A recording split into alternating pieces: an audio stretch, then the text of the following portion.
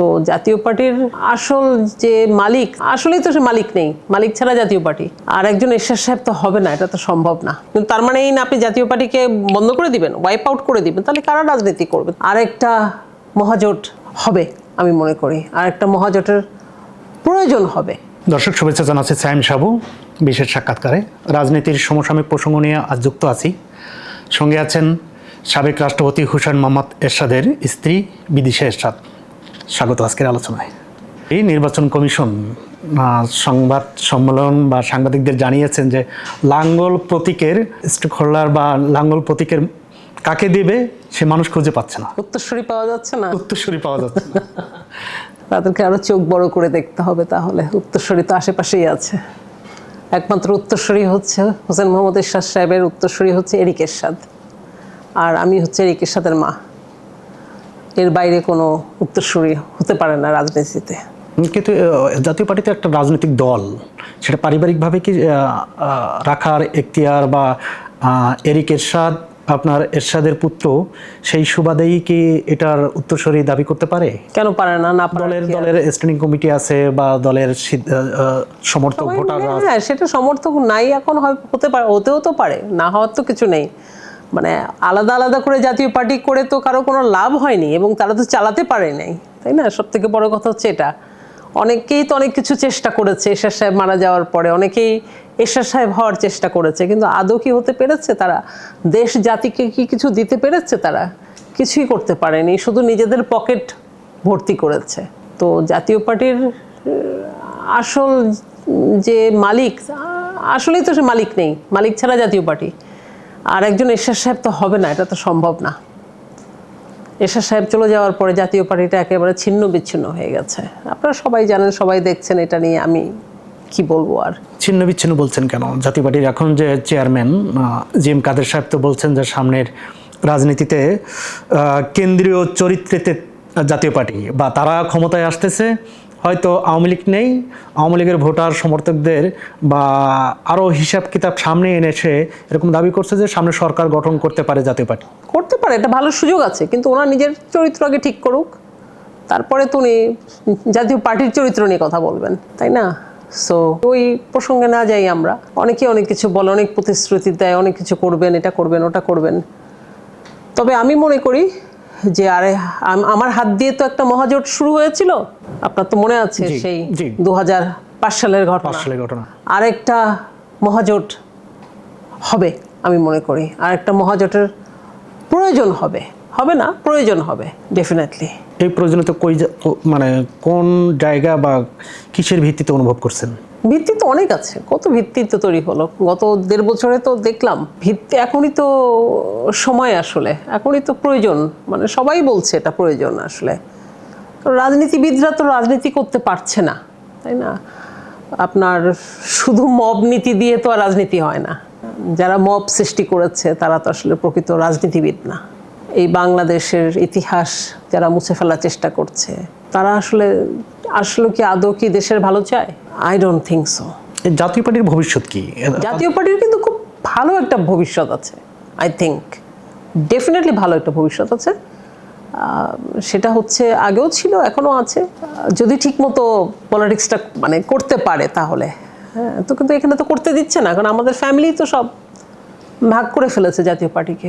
সংকটটা কি জাতীয় পার্টির জন্য আপনার জাতীয় রাজনীতি, নাকি মানে বলা হয় যে এরশাদ সাহেবের পরিবারের মধ্যেকার রওশন এরশাদ বলি, তার অন্যান্য জাতীয় পার্টির নেতার প্রসঙ্গ ধরে যদি কথা বলি, এরশাদ সাহেবের ভাই জিএম কাদের প্রসঙ্গ ধরে কথা বলি, আপনারও একটা প্রসঙ্গ থেকে যায়।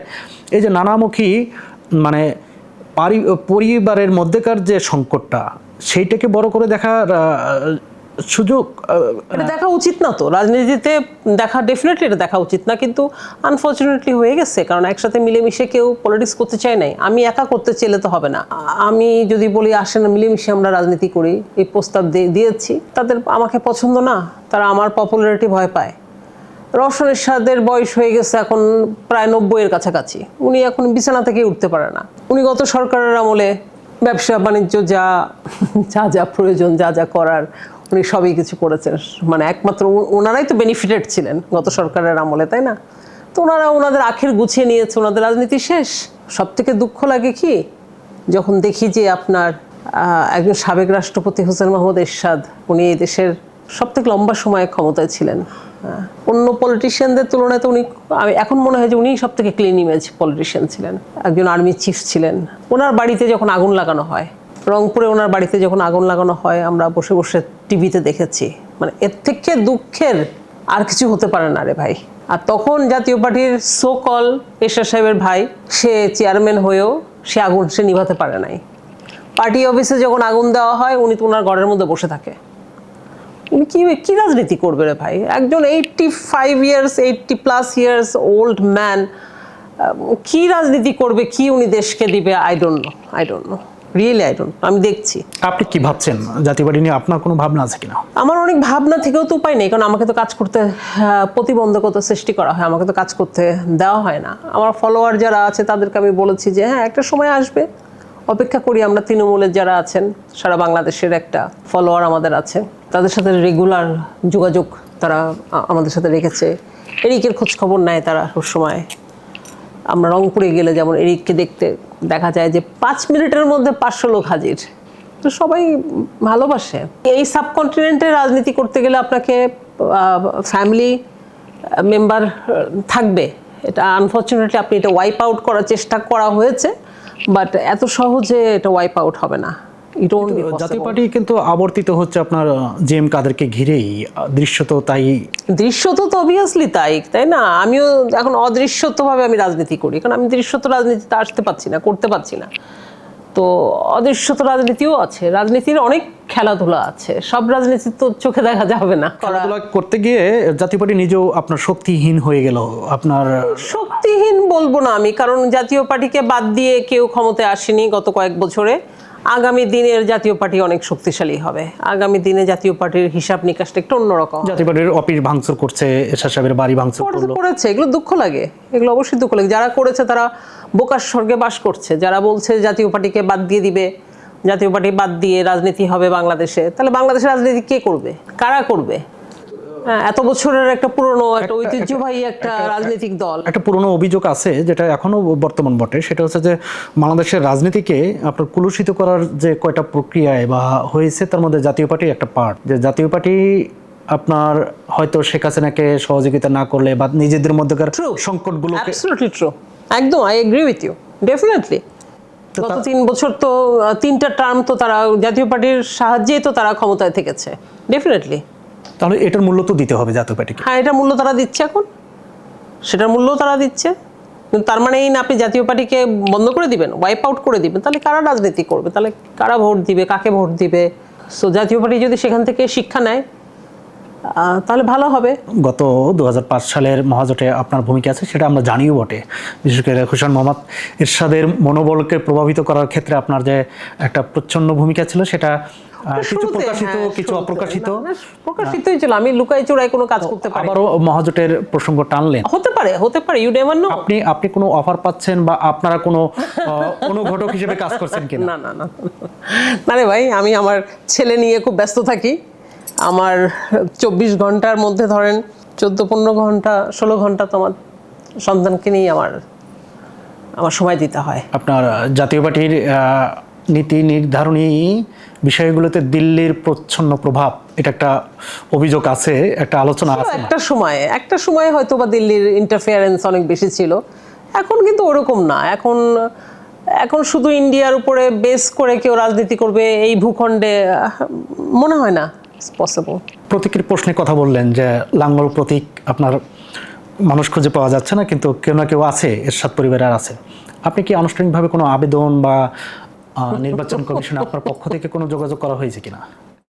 হ্যাঁ, হয়েছে। তাহলে তো আবেদন যদি করেই থাকেন, একটা পক্ষ তো সেখানে।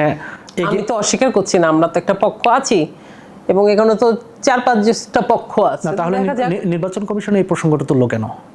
পক্ষ যদি আপনি ফর্মাল আবেদন করেই থাকেন, দেখা যাক না, সময় দেন।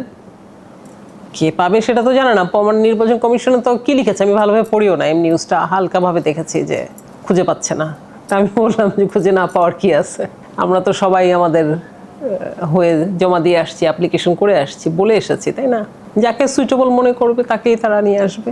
আমি মনে করি যে তারা যাচাই বাছাই করে দেখবে যে ধরেন গত সরকারের আমলে আমার 1 টাকার কোনো বেনিফিট ছিল না, আমি তাদের সাথে কোনো ব্যবসা বাণিজ্য, কোনো রকমের ফেভার নেওয়া, তাদের কোনো প্রোগ্রামে যাওয়া, কোনো কিছুর সাথে আমি সংশ্লিষ্টতা ছিল না। রাজনীতি করতে গেলে আপনার এখন ইয়াং ফোর্সকে আনতে হবে, ইয়াং জেনারেশন এখন অ্যাক্টিভ হয়ে গেছে, দেখে খুব ভালো লাগে আমার যে ইয়াং জেনারেশনরা পলিটিক্স করছে, বাংলাদেশকে রিপ্রেজেন্ট করছে জাতিসংঘে, তারা আমেরিকান প্রেসিডেন্টের সাথে বসছে, এই ইয়াং ছোট ছোট বাচ্চারা। সো এটা তো একটা পজিটিভ সাইড। ইতিবাচকভাবে দেখছেন অনেকে, কিন্তু আবার সংখ্যাও তো আছে। এই যে মব জাস্টিসের কথা বলছিলেন, সবই আছে, তাই না? তারা মানে যারা যারা মব সৃষ্টি করেছে তারা মবের পাল্লায় পড়েছে এখন বিদেশেও। সো এটা তো কাম্য না নিশ্চয়ই। আমিও পড়েছিলাম, আমাকেও রাস্তার মধ্যে আমার গাড়ি আটকে দিয়েছিল, আমাকে গাড়ি থেকে জোর করে নামিয়ে দেওয়া হয়েছে একবার, আমিও পড়েছি, আমি যে পড়ি নাই তা না। সো এগুলো দুঃখজনক যে এরা সম্মান করতে শেখে নাই, বা এরা আমাদেরকে সম্মান করে না, ঘৃণা করে বলতে পারেন। যখন শুনে যে ও জাতীয় পার্টির অমুক, ঘৃণা করে। তারা মনে করে জাতীয় পার্টি মানেই হচ্ছে আমরা প্রো ইন্ডিয়ান এবং আমরা প্রো আওয়ামী লীগ। এই কনসেপ্ট থেকে বের হয়ে আসতে হবে। পলিটিক্স করতে গেলে আপনাকে pro India, pro China, pro America সব কিছু থাকতে হবে। আপনার ম্যাপটা কোথায়, জিওগ্রাফিক্যালি বাংলাদেশটা কোথায় আছে এটা ভাবতে হবে আপনাকে। আপনার নেইবার হচ্ছে আপনার ভাই বোন, বাবা মার মতো। আপনি মন চাইলেও হাত পাওয়ার মতো কেটে ফেলে দিতে পারবেন না। আপনার নেইবারকে আপনার লাগবে। আপনার ইকোনমি এটার পর ডিপেন্ড করে, বায়োলেটারাল রিলেশনশিপ ডিপেন্ড করে, বর্ডার সিকিউরিটি ডিপেন্ড করে, কত কিছু ডিপেন্ড করে আপনার নেইবার, তাই না? সো আমরা চাইলেও আমরা আমাদের নেবারের সাথে সম্পর্ক নষ্ট করাটা উচিত হবে না, এটা ঠিক না।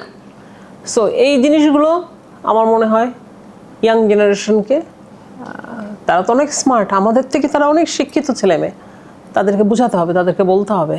সবার সাথে দায়টা প্রতিবেশীও মানে যেভাবে ইন্টারফেয়ার করার অভিজ্ঞতা দেখছি আমরা, সেই জায়গা থেকে প্রতিবেশীরও দায়িত্ব তো আছে। অবশ্যই দায়িত্ব আছে, ডেফিনেটলি দায়িত্ব আছে। তারা যে ওপেনলি লাস্ট গভর্নমেন্টকে যেভাবে তারা সাপোর্ট দিয়েছিল, ওটাও একটু টু মাচ হয়ে গিয়েছিল। ওটাও আসলে মানে বুঝতে হবে যে কোথায় থামতে হবে। আমরা আসলে কোথায় থামতে হয় সেটা আমরা জানি না, এটা আমি সবসময় বলি। যে বাংলাদেশের ভবিষ্যৎ কি?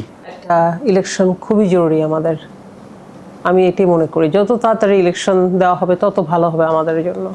সেই ইলেকশন নিয়ে তো নানা প্রশ্ন আছে। তাহলে এই নির্বাচন হলেই কি আপনার সব সমাধান হবে? নির্বাচন তো শেখ হাসিনাও করেছে কয়েকবার। ওরকম নির্বাচন নিশ্চয়ই হবে না। নির্বাচন না দিয়ে নির্বাচন হয়ে গেছে, ঘুম থেকে উঠে এসে দেখেছি যে ভোট দেওয়া হয়ে গেছে, আমি শিওর ওরকম কিছু হবে না। বাট ইলেকশন হওয়াটা খুব জরুরি, ডেফিনেটলি জরুরি। আর হচ্ছে ফেব্রুয়ারির কথা বললেন, ফেব্রুয়ারি নিয়ে আমারও ডাউট আছে। আমার মনে হয় না ফেব্রুয়ারিতে ইলেকশন হওয়া এত সহজ হবে। বাট হলেও আমি সারপ্রাইজড হব না। হলে হতে পারে, সরকার প্রধানরা যদি মনে করে তারা করতে পারবে। বাট ফেব্রুয়ারি মাসে ইলেকশন কিভাবে হবে, I don't know how is it possible. অসংখ্য ধন্যবাদ সময় দেওয়ার জন্য। দর্শক, কথা বলছিলাম রাজনীতির সমসাময়িক প্রসঙ্গ নিয়ে। সঙ্গে ছিলেন সাবেক রাষ্ট্রপতি হুসেইন মোহাম্মদ এরশাদের স্ত্রী বিদিশা এরশাদ।